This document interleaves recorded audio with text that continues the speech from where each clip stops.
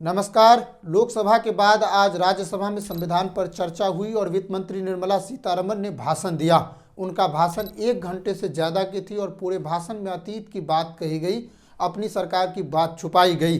निर्मला जी के सपने में भी अब इंदिरा और नेहरू जी आने लगे हैं, तभी तो अपनी सरकार में जो असंवैधानिक अपराध हुए उन पर कुछ नहीं बोली। दूसरी तरफ थे राज्यसभा में नेता प्रतिपक्ष मल्लिकार्जुन खड़गे जी, जमकर बहसबाजी हुई। खड़गे जी आज सत्ता पक्ष को बहुत तेज निशाने पर लिया है, पूरे सत्ता पक्ष में शांति छाई रही। हम बात करेंगे खड़गे और सीतारमण की भाषणों पर, लेकिन पहले बात करेंगे प्रियंका गांधी जी की। प्रियंका गांधी ने संसद में पहला भाषण दिया था, बहुत चर्चा में रही वो भाषण और बहुत सराहा गया उसे। लेकिन प्रियंका ने जिस तरह आज मुद्दों का आगाज किया है, इससे सत्ता पक्ष में खामोशी ही खामोशी है। संसद के बाहर भी कोई प्रेस कॉन्फ्रेंस नहीं कर रहा है, क्योंकि प्रियंका ने आज अपने कंधे पर एक बैग लेकर गई जिस पर फ्री फलस्तीन की बात लिखी हुई है। उसमें फलस्तीन का प्रतीक चिन्ह भी है। हालांकि सदन में कुछ नहीं कहा फलस्तीन के मुद्दे पर, लेकिन ये सुर्खियों में बनी हुई है। दूसरी तरफ प्रियंका ने सरकार को घेरा, बांग्लादेश में हिंदुओं पर जो अत्याचार हो रहे हैं इसकी आवाज़ उठाई और सरकार से कहा कि बातचीत होनी चाहिए, वहाँ की सरकार से बातचीत करनी चाहिए और उनकी सुरक्षा सुनिश्चित किया जाना चाहिए। और एक और मुद्दा उठाई उसने, 16 नवंबर को विजय दिवस के रूप में मनाया जाता है। इस अवसर पर सरकार से मांग की कि सेना के मुख्यालय में पाकिस्तानी सेना के आत्मसमर्पण वाली तस्वीर वापस लगाई जाए, जिसे प्रधानमंत्री मोदी की सरकार में हटा दिया गया। देखिए वीडियो, प्रियंका ने क्या कहा है। सभापति महोदया जी, बहुत खुशी की बात है कि आपको अब याद आया, लेकिन आज विजय दिवस है। आज विजय दिवस है। 1971 के युद्ध में जिन शहीदों ने, जिन सेनाओं ने हमारे लिए लड़ाई लड़ी, जिन जानबाजों ने ये लड़ाई लड़ी, सैनिकों को, शहीदों को, सबको सबसे पहले मैं नमन करना चाहती हूँ। मैं देश की जनता को नमन करना चाहती हूँ कि आज के दिन जो विजय भारत ने पाई वो उनके बिना नहीं हो सकता था। उस समय भारत अकेला खड़ा था, पूरे विश्व ने कोई सुनवाई नहीं की। बांग्लादेश में जो हो रहा था, बांग्लादेश की जनता, हमारे बंगाली भाई बहनों की आवाज़ कोई नहीं सुन रहा था। उस समय भारत की जनता एक होकर अपनी सेना के साथ खड़ी हुई, अपने नेतृत्व के साथ खड़ी हुई, अपने असूलों के साथ खड़ी हुई। इंदिरा गांधी जी उस समय प्रधानमंत्री थी, मैं उनको नमन करना चाहती हूँ।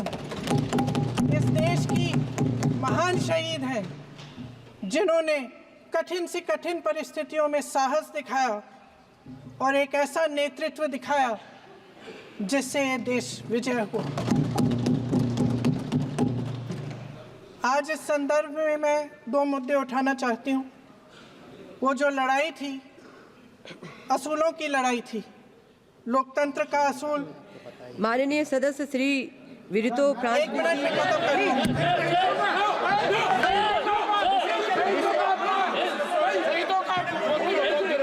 मैं संक्षिप्त में बोल देती हूँ। कंप्लीट करिए सभापति महोदया जी, मैं संक्षिप्त में बोल देती हूँ। कंप्लीट करिए। 2 मुद्दे हैं, संक्षिप्त में बोल देती हूँ।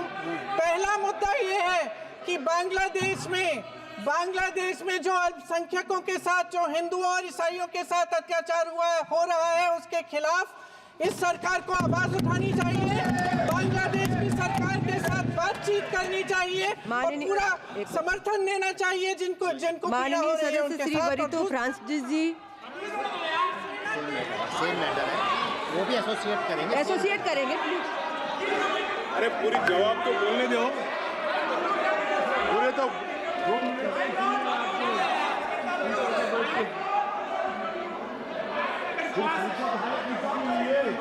माइक।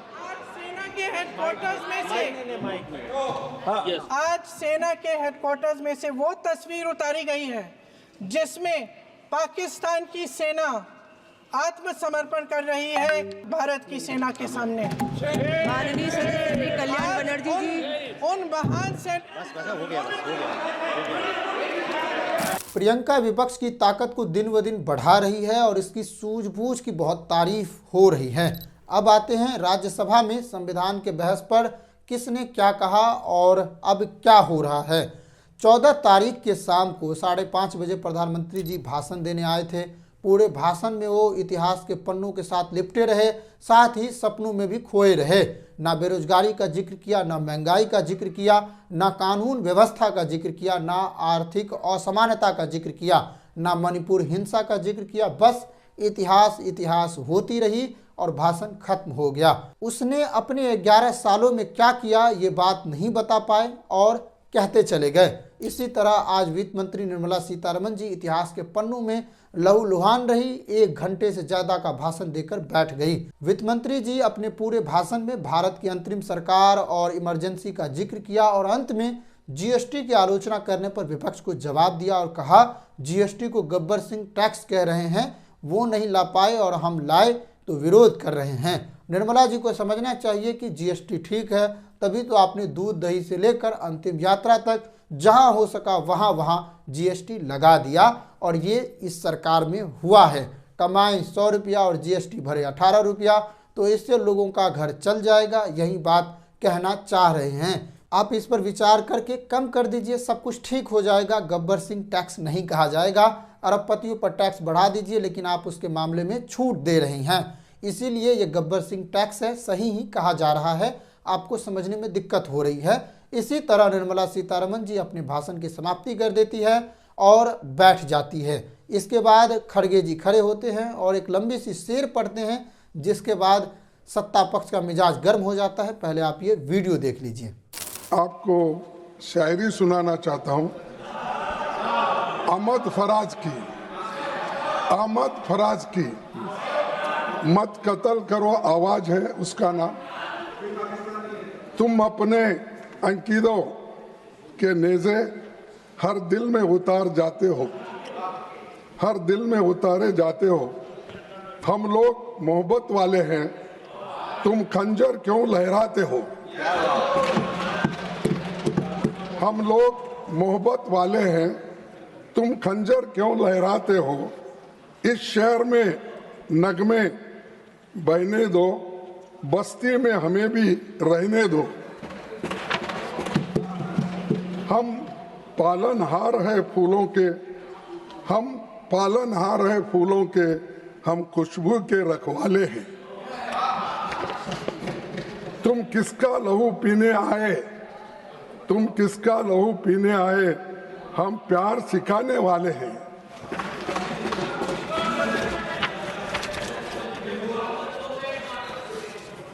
इस शहर में फिर क्या देखोगे, इस शहर में फिर क्या देखोगे, जब हर यहाँ मर जाएगा, जब तेग पे लय कट जाएगी, जब शेर सफर कर जाएगा, जब कत्ल हुआ सूर साजों का, जब काल पड़ा आवाज़ों का, जब शहर खंडर बन जाएगा, जब शहर खंडर बन जाएगा, फिर किस पर संग उठाओगे, संग यानी पत्थर, फिर किस पर संग उठाओगे। अपने चेहरे आईनों में जब देखोगे डर जाओगे। सब मणिपुर में लगातार हिंसा और अशांति जारी है।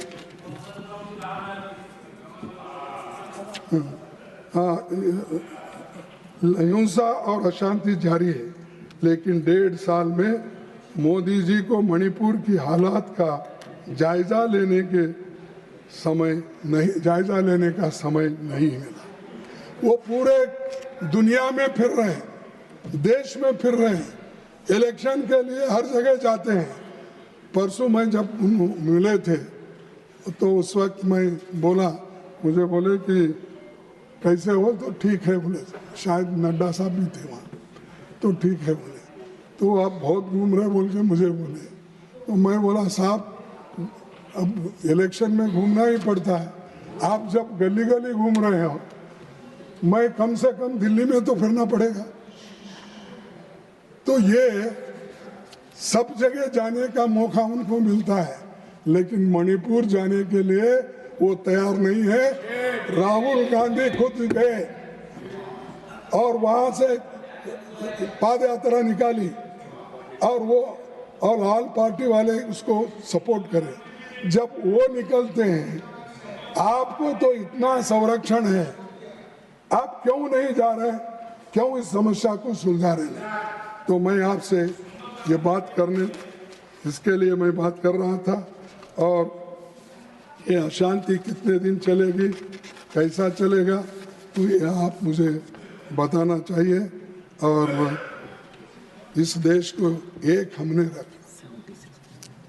वल्लभ भाई पटेल जी ने 500 से अधिक रियासतों में बटे देश को एक किया, लेकिन आप क्या कहते हैं, एक है सेफ है।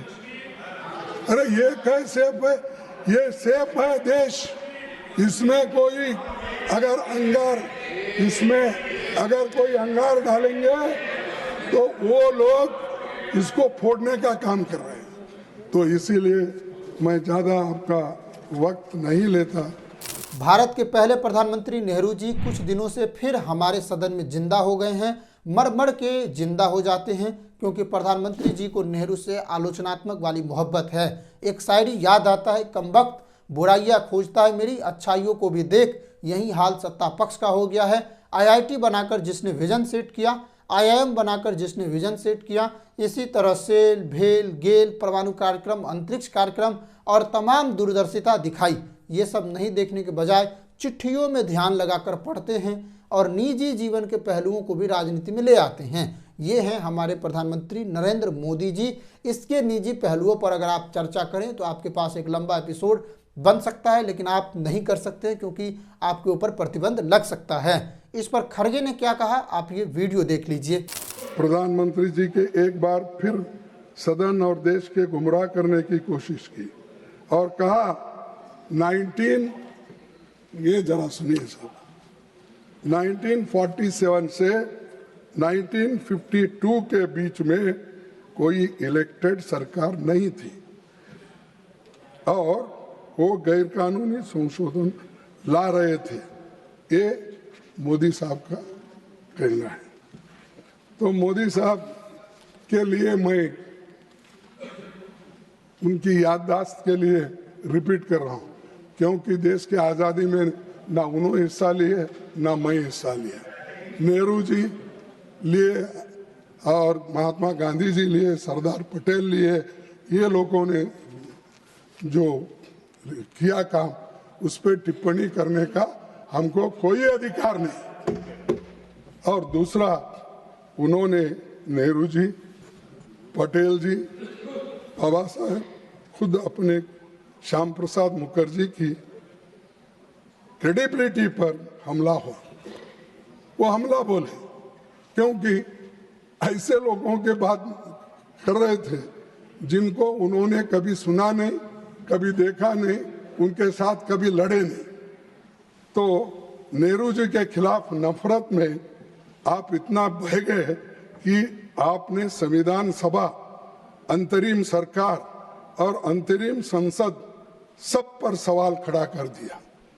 और इसमें सभी में श्याम प्रसाद मुखर्जी भी थे। तो इसीलिए कम से कम आप बोलते वक्त जरा ये तो सोचना चाहिए, मैं क्या अपने नेता के खिलाफ बोल रहा हूँ, क्या नेहरू के खिलाफ बोल रहा हूँ, क्या किसी और के खिलाफ बोल, इतना सोच के तो अगर बोलते तो मैं समझता था कि नेचुरली यहाँ उन्होंने रात में जो भी पढ़ा सुबह बोला होगा, भूल गए होंगे, या उनके जो भी एडवाइजर है लिख के दिए होंगे, बोले होंगे। तो हमारे गलतियाँ हम दुरुस्त कर लेना चाहिए, चाहे मोदी जी हो, चाहे नड्डा जी हो, चाहे मैं। हम अपनी गलती को स्वीकार नहीं करेंगे तब तक आपकी बातों में कोई वजन नहीं रहेगा। दूसरी चीज, प्रधानमंत्री ने ये भी कहा 1951 में जब चुनी सरकार नहीं थी, नेहरू जी ने अध्यादेश लाकर संविधान को बदला। सुने आप, ये उनके ही वर्ड है जो मेरे को प्रेस में मिला और कच्ची कॉपी जो मिली। तो मैं उनसे पूछना चाहता हूं क्यों लाया गया। प्रधानमंत्री जी शायद भूल गए कि संविधान का पहला संशोधन प्रोविजनल पार्लियामेंट ने किया था। प्रोविजनल पार्लियामेंट ने किया था, जिसके सदस्य संविधान सभा के ही सदस्य थे, इंक्लूडिंग हमारे श्यामा प्रसाद मुखर्जी। तो ये संशोधन इसलिए हुआ था ताकि पिछड़ी जातियों को आरक्षण दिया जाए और जमींदारी अबोलिशन हो सके। मैं सदन को बताना चाहता हूं कि उस दौरान state of Madras versus Champakam Dorairajan मामले में मद्रास स्टेट के रिजर्वेशन के फैसले को सुप्रीम कोर्ट ने खारिज कर दिया था। तो आप बोल रहे ये रिजर्वेशन निकाल दे, SC/ST का निजाम। अरे बाबा, उन्होंने गया, सुप्रीम कोर्ट ने इस रिजर्वेशन को खत्म करने की फैसला दी, तब ये जो अपना आर्टिकल 15(4) ये आ गया, 15(4) आ गया, उस वक्त आ गया। तो आप वो नेहरू जी के ऊपर ब्लेम रहा है। नेहरू जी ने ऐसा, अरे ये तो डॉक्टर बाबा साहब अम्बेडकर का सजेशन था, वल्लभ भाई पटेल का सजेशन था। उन्होंने ये कहा ये जो लैंड रिफॉर्म्स का है और उसके बाद 9th शेड्यूल इसको बाद में जोड़ा गया और ये मंशा थी SC/ST OBC और एम्प्लॉयमेंट और एजुकेशन के आरक्षण मिल सके। संविधान की बदलने की बात 2023 में हो रही थी, क्योंकि लग रहा था 400 सीटें मिलने वाली हैं, लेकिन इस देश की जनता ने कुछ और आंकड़े दे दिए। अब संविधान को किसने बदला, इस पर बात हो रही है। संविधान संशोधन को भी संविधान बदलने की राजनीति कही जा रही है। हालांकि ठीक भी है, अक्सर ऐसा किया जाता है, लेकिन उन्होंने 11 सालों में कितनी बार संशोधन किया है ये बता देते तो और बढ़िया हो जाता। संशोधन देश की आवश्यकताओं के अनुसार होता है। जब निजी फायदे के लिए संशोधन होता है तो उसे सुप्रीम कोर्ट असंवैधानिक करार देती है। मेन मुद्दा यहाँ पर यह है कि कितने मामलों में सुप्रीम कोर्ट ने असंवैधानिक करार दिया है। ये बताना चाहिए था कि उसके कार्यकाल में ऐसे कितने मामले हैं। हम बता रहे हैं ऐसे कितने मामले हैं। सुप्रीम कोर्ट ने कहा था कि दिल्ली सरकार के पास पुलिस और भूमि से संबंधित अधिकार होना चाहिए, क्योंकि वो चुनी हुई सरकार है। लेकिन मोदी सरकार ने 1 हफ्ते के भीतर फैसले को पलट दिया और राष्ट्रपति विधेयक के जरिए कानून बना दिया। गुजरात में बिल्किस बानो के रेपिस्ट को सरकार ने छोड़ दिया, सुप्रीम कोर्ट ने उसे अवैध माना। इसी तरह इलेक्टोरल बॉन्ड को अवैध माना और उसे असंवैधानिक करार दे दिया।